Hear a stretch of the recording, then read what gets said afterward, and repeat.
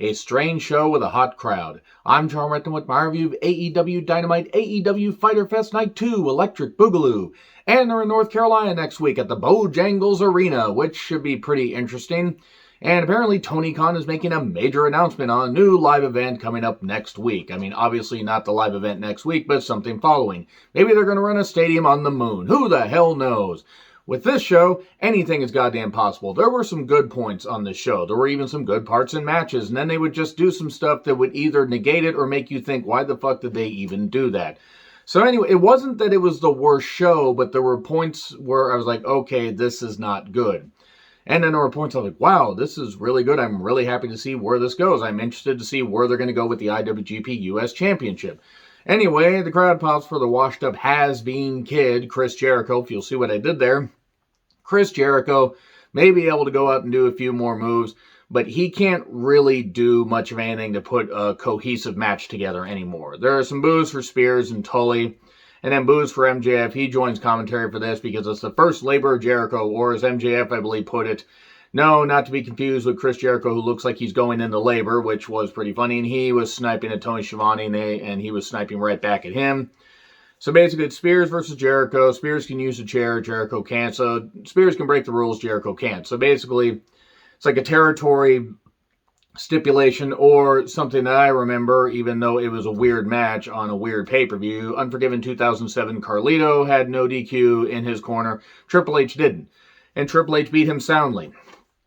Guess what happened here? Pretty much the same thing. MJF was gold on commentary. Jericho's washed. He did hit a Hurricanrana off the top at one point, but it looked like he was going to fall flat on his goddamn face. I mean, there's one thing to adjust your style and make it to where you can do certain moves and recognize what you can't do, but Jericho's still trying to do stuff that he really shouldn't anymore. This has to be his last full year in wrestling, because I can't imagine he's got much more left to go into 2022. So the chair did get put into play, and of course the elbow got targeted because Jericho apparently does, I think it's recovered mostly by now, but he did have a legitimate elbow injury after that poof pad, which I'm sure still did hurt because he did probably hit his elbow on the edge of the stage, but they really should have, gone away from that. They really should have done a wide shot because it didn't do Jericho or anybody any goddamn favors. Also, they should have waited to do blood and guts at All Out in front of a sold-out, molten hot Chicago crowd. But whatever. I'm not the Booker of the Year on the Herb Abrams diet.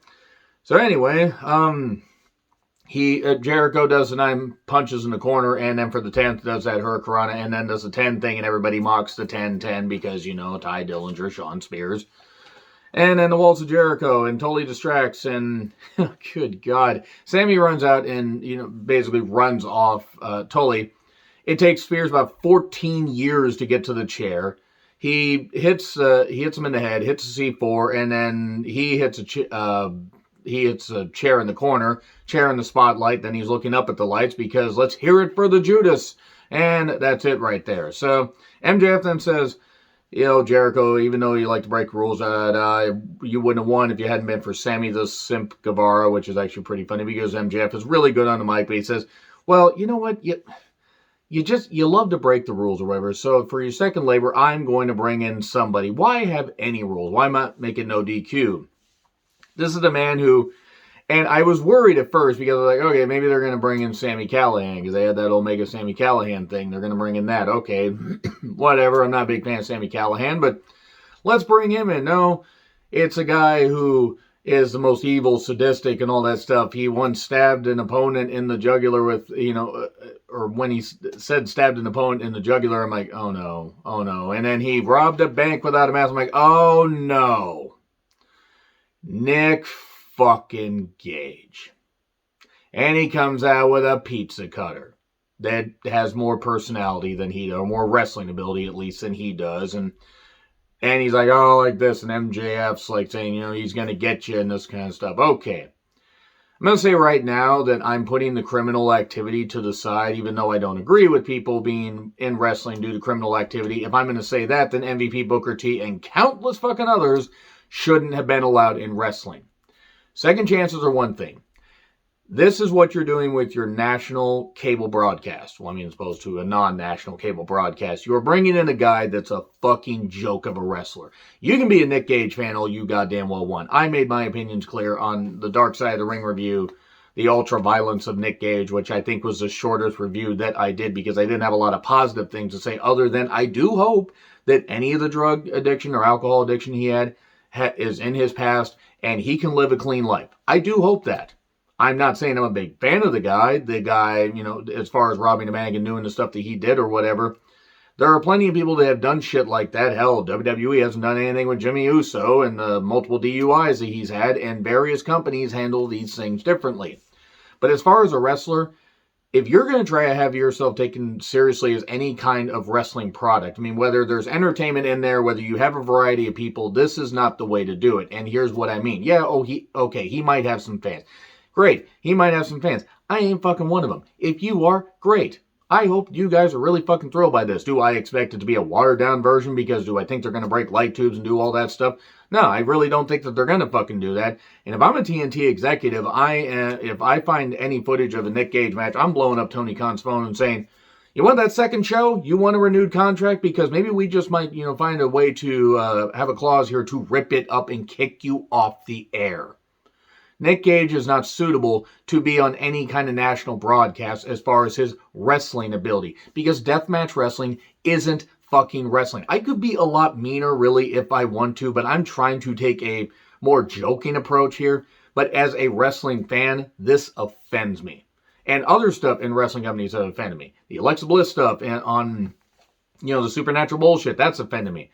The way that a lot of talents have been utilized in WWE has offended me. Some of the shit in Impact has offended me, like the fact that Don Scarlet Fever Callis was allowed to keep a job and is now in a high-profile, role on AEW television, despite the fact his invisible hands just won't stay to himself.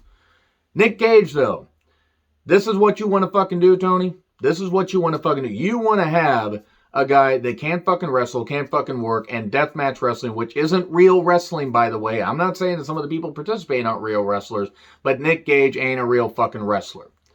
And I say this, in case anybody from any of the indie promotions in my area happen to be watching this. This is no offense to you guys, but if you guys do, if any show I'm at wants to bring in Nick Gage, I'm not going to go to that show because I'm not going to be part of that.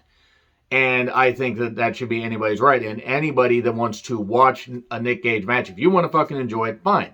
Fucking enjoy it. But don't expect me to. This is not going to be very good. And Nick Gage is probably going to get a pretty sizable paycheck, which is probably going to be the biggest payoff he's ever fucking gotten in wrestling because he's a garbage wrestler that can't do anything. And then he's going to get sent off on his merry way. Or they're going to have him and Mox team up and go for the tag team championships. And that's going to pretty much kill the credibility of the tag team champions, the tag team championship legacy, despite the fact that the Young Bucks dress like goddamn idiots, which should really be killing any legacy of any championship they hold. So yeah, Nick Gage, yeah, fuck this. No DQ, but Jericho's got a Twix up his sleeve. Is it left or right? Anyway, enough of that. So Miro talks about TNT Championship, and he will face someone on the homecoming to Jacksonville August 4th. Man, it was so long ago they were in Jacksonville. Like, a month? Anyway, then they probably won't be back in Jacksonville. They said for at least the rest of the year, which is probably smart. In fact, I would say don't go back till at least March or April. But we then get Kazarian versus Gallows with Anderson. It's the Good Brothers. Home of the Good Brothers, may we take your order. Kazarian is the elite hunter. Remember that, because somebody screws it up later. Jumpstart. It was a decent vet versus vet match, and Kazarian's not a small guy, but Gallows does tower over a lot of people. Anderson attacks on the outside and break, and then Kazarian builds to a comeback, and then more Anderson interference, and then choke bomb 1, 2, 3. Thanks for coming, Kazarian. Thanks for coming. And aftermath, there has to be an aftermath. Of course fucking does. Magic Killer to Kazarian. Then, unfortunately, Omega and Callis are here, and he says, this is what happens when you mess with the elite, says Omega, but he's Canadian, so I'll let it slide. I'll let that slide, but now his invisible hand's going everywhere.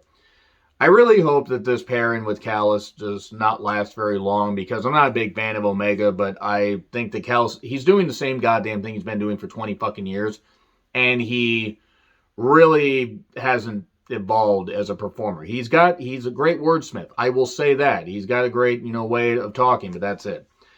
So Omega couldn't even say the Elite has become, or the Elite Hunter, rather, has become the Elite Hunted. See, I couldn't even say it right, but I'm also just doing a YouTube video. I'm not on a cable broadcast, a live one in front of thousands of people and millions watching at home. At least 8 million watching at home. And he said, why? Oh, God. Why was his forehead orange? Was it a bandage? Was it bad tanning? Genuine question. Did he bleed in a match recently? Page comes out to a pop. Cowboy shit. And then Gallows gets alcohol spilled all over him. And then the Dark Order come out, and they come out to save Page because the Good Brothers, home of the Good Brothers, may we take your order, decided to glom them. And that's it. It's building to the elimination match next. Cage, Brian Cage. Too many Cages, too many Pages. And too many Cassidys. They're two of everything. We're going to have to maybe we can get two of Dasha. That would be nice. Cage is there with Dasha, and then cut to Team Taz praising themselves. Stark says he will have a celebration. Cage is like, I love celebrations. Cage should never talk, ever. Ever. So Darby with Sting versus Wheeler Yuta with Orange Cassidy. I had no idea that Wheeler Yuta was Haku's son. How many sons does Haku have? I'm not complaining because Haku's an incredible talent, and he's got, and his boys are doing very, very well. Then again, as I said to a friend of mine in Messenger, geez, maybe Haku populated the entire, area of Tonga. Not that I would stop him, not that anybody would, because he could just do that. So moving on from how virile Haku is, Darby had taped ribs from the coffin match, and Wheeler targeted them. This was a nice match, though, Superplex by Darby, both sold it, very good spot. Then Sting and Orange Cassidy have a stare down. Sting does the slow-mo kicks with Orange Cassidy. I know people are fans of Orange Cassidy. I'm not. This is what they're paying Sting at least $1.5 million a year for.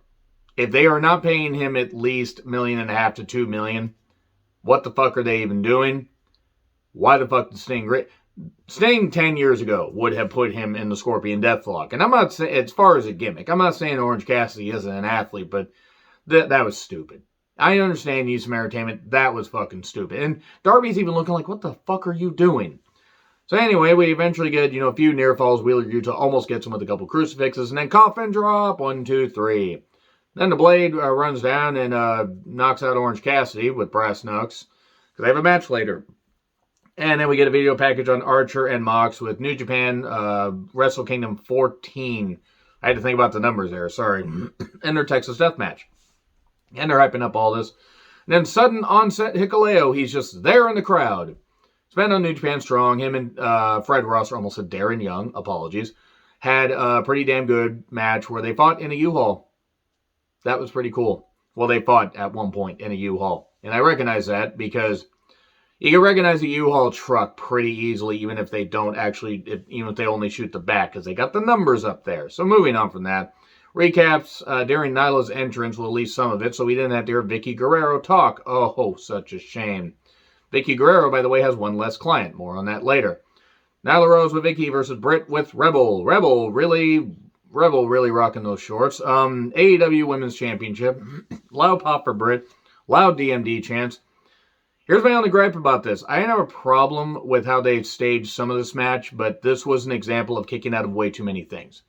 And regardless of what match it is, regardless of what talent it is, can Brit overcome the Beast? Well, at times she did, but Nyla used her power. Rebel made her presence known. Brit worked on the, dominated and knocked Nyla down during the break, and then Nyla came back as the break, ended and tossed Brit around, focusing on her back, beating her up. Sling Blade, black slide.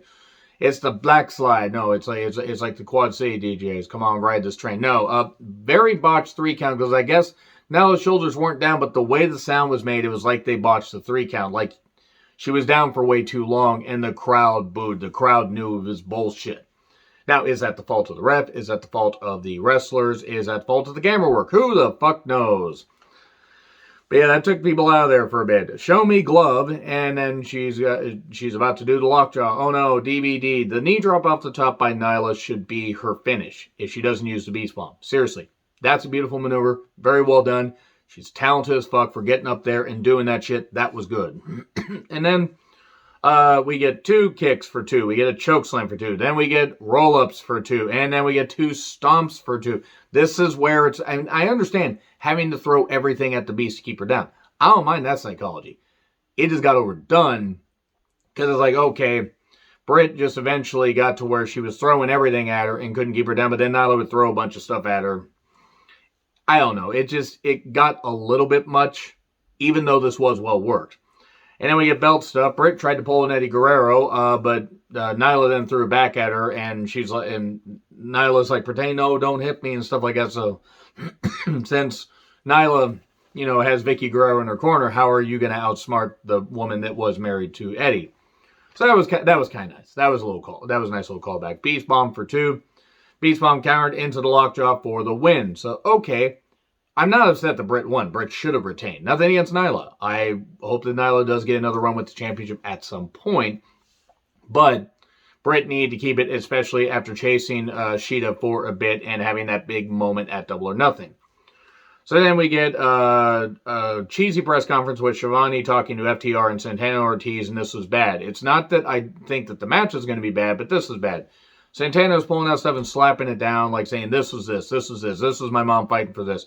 And I'm sure he had to fight through all that stuff, and I feel bad that him and his family had to go through that. That's terrible. Nobody should have to go through that. People should be able to live, a comfortable life, and kids should, be able to grow up in a healthy environment. But I believe it was Dax that ended up saying, I love 3 things: God, my family, and wrestling. All right, I would have put the family above, an invisible being in the sky, but whatever. Who am I? So, where did everybody come from to do the pull apart? That's my question. Because they go to a wide shot, and then suddenly everybody, it was like watching something in Paper Mario, like Paper Mario 64, where everybody Paper Mario 1000-Year Door. Everybody just runs in and tries to do their old glom thing. It was just really bizarre. So, Shivani interviews Andrade, and basically, he has a surprise. Chavo Guerrero is there, and Chavo Guerrero, I don't think is wrestling anymore, or if he is, he's not going to wrestle much longer because he is 50. But, cool. Chavo with Andrade works. Well, of course you remember, this is Dallas, Texas, and threw his arms around a lot doing this, and then Death Triangle shows up. Pac's like, we hide from no one. Then the Sierra Miedo chants, and Andrade speaks Spanish and English. Chavo says Andrade wants them to work together. He wants them to have tag gold, well, specifically the Lucha Bros. And that, it's like, well, they work for you or whatever. Then Pac's like, you're misunderstanding. They don't work for me. We're a group. We're family. Penta says, because Alex Abrahantes is there to translate, why would we join a group with you when you're not even on our level? And then we get an attempted pull apart and way too much faction warfare, way too much other stuff. Unless Andrade is going to get like 2 other... This is obviously leading to the Lucha Bros joining him. I just don't get what the end game is here, unless you're going to bring in like Laredo Kid and you're going to bring in some people. I mean, and Laredo Kid did well in the few matches I saw in AEW, but what's the end game here? So we then get the Hardy family orifice attacking Marco Stunt. Oh, no, please. Somebody don't save this midget. So the Express and the better Cage, by the way, Christian Cage shows up. And even a Christian Cage pre-tape, me, Luchasaurus, and Jungle Boy versus Angelico and Private Party next week. QT says he will apologize to Shivani, because that's what we want to see. More QT on our televisions, or at least more QT promos. Blade with Bunny versus Orange Cassidy. Where is my mind? Where is Orange Cassidy? There he is, and suddenly we get a jump start. The crowd does pop for Orange Cassidy because they like him. And Blade feigns a knee injury, and the fans knew it, Cassidy knew it, Blade fooled almost everyone, says Shivani. It's not exactly everyone. I love Shivani, but that was weird wording. Buckle Bomb and Break, that looked kind of painful, and we come back with a DDT, and Blade ends up, doing something a little bit later after Statlander collides with the Bunny, which is something I would like to see, but that's another story for another day.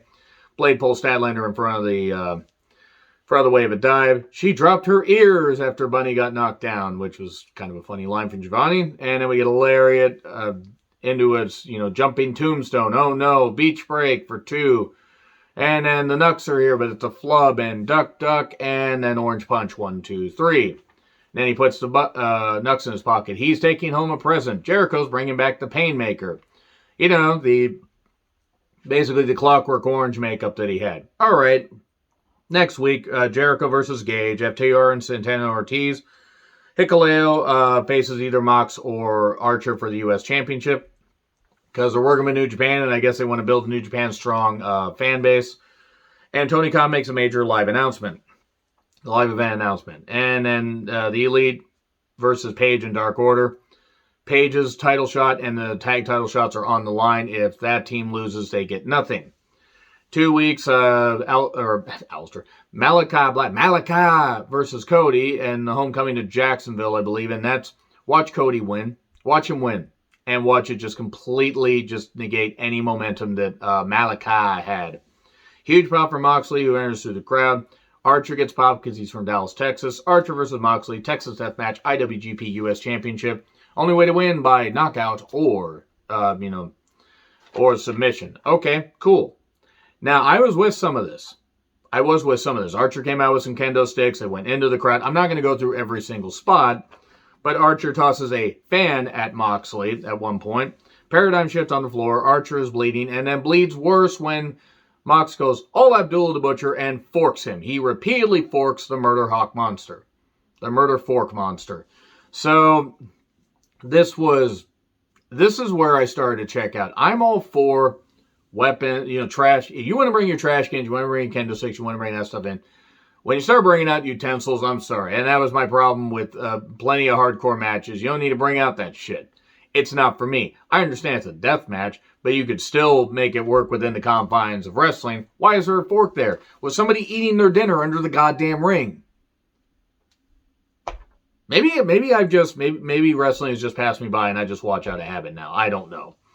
And I did enjoy their U.S. Championship match, the Texas Death Match at Wrestle Kingdom last year. I did enjoy that quite a bit. So Mox gets, he gets a table, or he gets a couple tables, stacks them out there. We get chairs, a trash can, and then the lid gets punched into Moxley's head, and then the German gets no-sold, and it was the fork spot that kind of took me out, though I will admit these guys worked hard. Choke slam on the chair edges. Ow! And then Archer, basically, he gets up out of a double arm, suplex, not DDT, and then we get more forking, and then we get two barbed wire boards on two tables. Oh great, let's bring out the barbed wire. Hooray! I fucking hate it. Anyway, Archer choke slams him through that, and then basically Mox is stuck in the barbed wire but can't get out and wouldn't have been able to get up anyway. And new champion. Lance Archer wins in his hometown. Wow, somebody won in their hometown. Amazing. Then Hikuleo stares him down. Hikuleo looking like, well, I'm here. I don't know what the fuck I'm doing here, but I'm here. It was messy. I didn't like the fork stuff. I won't say that the guys didn't work hard, but there are certain things on this show that frustrated me. Like, oh yeah, Nick Gage. And I got to endure a Nick Gage match next week because I am bound determined to at least review Dynamite. So anyway, in closing, it was weird. Let me know your thoughts in the comments. Like, share, subscribe, Twitter handle in the description. I'm John Ritlin. I'll see you soon.